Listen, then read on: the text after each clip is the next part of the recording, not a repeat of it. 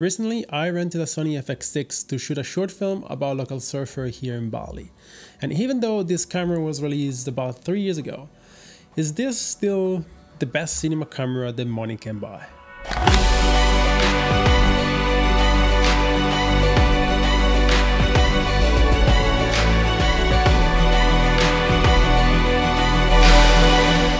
What's up guys, welcome back to a new video. As you can see, I'm holding my microphone today because my stand decided to break.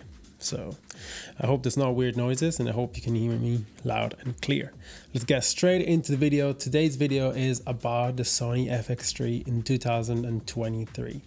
I recently rented this camera out to shoot a short film, and today we're gonna cover why I still think this camera is probably the best cinema camera out there, because of its quality and because of its price. I also just want to share that I haven't really tried that many cinema cameras, mostly only the lower budget like Blackmagics and Sonys.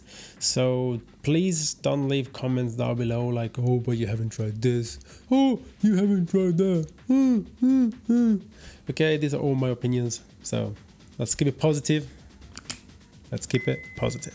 So this was my first time trying the FX6, and to be honest, right off the bat, as soon as I took it in my hand, it felt very easy to use and very intuitive. All of the buttons, all of the button layout was very intuitive. I pretty much kind of understood everything, how to do everything I needed right away, and I did have to watch a video about every single button just to make sure I wasn't missing anything. But to be honest, it is a very intuitive camera, even though when I looked at it the first time I was like, ooh, what does this do? What does this do? But within 10 to 15 minutes I understood every single button and I understood every single feature, more or less, of the camera, and I was pretty confident to just take it out of my camera bag and go and shoot right away. The fact that you can pretty much break this camera down and fit it in any backpack, it is definitely a plus. It is very modular. It comes with a main piece that weighs only 800 grams, and then you add the monitor, the top handle, the side handle, if you want some plates and some cages, depends from your style of shooting. Altogether it's probably around a kilo, so it's very light. It's not too heavy on your backpack, and it's super easy and fast to break down, put in your backpack, take it back out, start shooting again. And my style of shooting is very run and gun filmmaking. I mostly shoot by myself, so having a camera, a cinema camera like this that I can quickly put away in my backpack, go to the next location, take it out, set it up in 2 minutes and start shooting, it's definitely a plus. And another plus, because it's so small, you can fit it on a gimbal. You can clear this camera on pretty much any eye-hand gimbal like a Zion or RS2, RS3. So it's definitely a great camera because it's got such a good quality, but also it's so small and portable that you can use it for almost anything. A definite weak point about this camera is the monitor. I kind of wish it was a little bit bigger. And I'm not saying that you should definitely use an external monitor, but it would definitely help. I decided not to use an external monitor and just shoot with whatever the camera came with.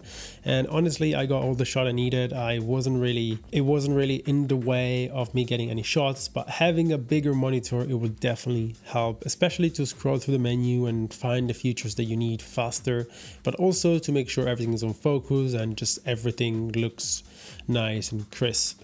So I just wish the monitor was a little bit bigger. But then talking about the plus side, autofocus, it is a game changer, and I don't really understand why cinema cameras don't have autofocus. I don't actually know why, but probably because most cinema lenses are manual. But if you're using a lens like the Sigma 2470, which is a great photography lens but also a great video lens, I put this lens onto the Sony FX6 and I ran it like that, autofocus. I couldn't even, shoot YouTube videos with it because it's so good at kind of everything and it looks amazing.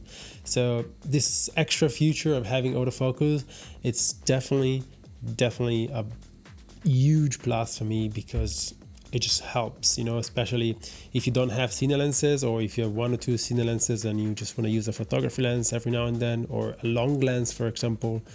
It's just so much easier than just pull focus yourself, especially if you're by yourself like me.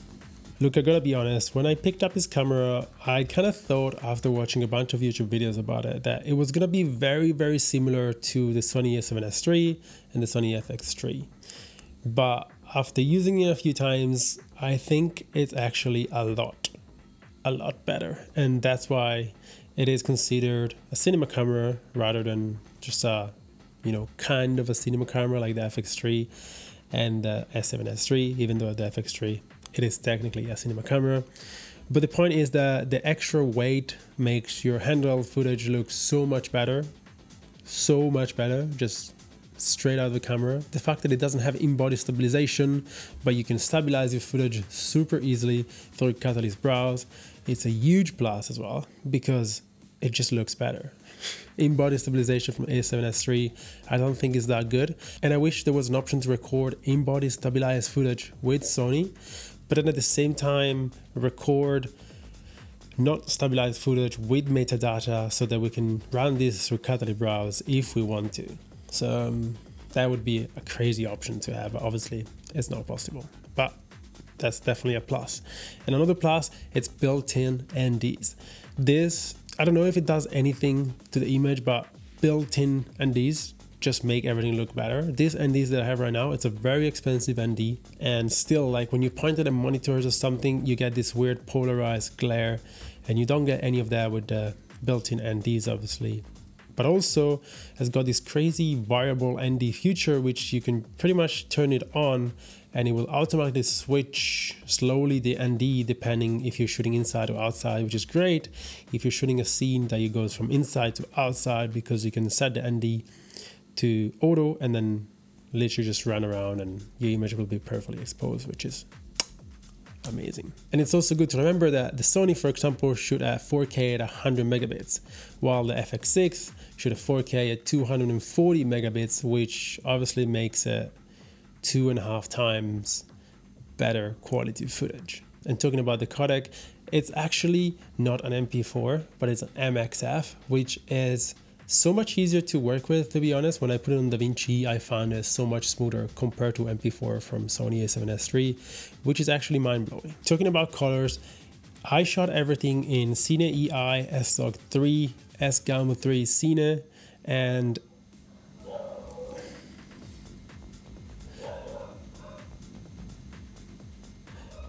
using this way, you have only two options of ISO, 800. And using Cine AI, you only have 800 and 1200, 800 ISO. You can't switch around. This is the ISO you're given. This is the one you have to work with. So you have to work with NDs and adding light and removing lights from your scene, which is a bit tricky, but the image that comes out of this, it is absolutely incredible. It's clean, there's no noise, it's beautiful. And the skin tones are the easiest I ever have to work with. They look good no matter what. It's just absolute perfection, as well as the 15 stops compared to I think 12 stops of dynamic range of the Sony a7S III. Obviously in high dynamic range scenes, it just looks very, very good. So I mean, it's all things you have to consider, and it's all things you have to consider when it's almost double the price as a Sony a7S III. So why do I think that the Sony FX6 is still the best cinema camera the money can buy in 2023? Well, everything is very relative to where you're at and what glass do you have and what ecosystem are you with. If everything you own is Canon, it doesn't make sense. Get a C70, get a Blackmagic. If everything you own is Sony, it does make sense. But then you have to also remember that, you know, it's already been released for 3 years, and Sony usually releases new version of camera every 3 to 4 years, which means that there is a high chance that we'll release a Sony FX6 version 2 Mark II. Even though they haven't been able to ship FX6 for almost a year because of manufacturing problems, I still think that the FX6 Mark II will come sometime in the next few months to a year. At least I hope, because I think I'm honestly gonna kind of wait this out a little bit and wait for this to come out and then pull the trigger on it, because I want to definitely step up my filmmaking. That's it for this one, guys. If you did like this one, leave a like and subscribe. And if you want to watch more of my videos, if you want to follow along this journey of cinematography of mine, please feel free to do so. Thanks for sticking around, and see you guys in the next video.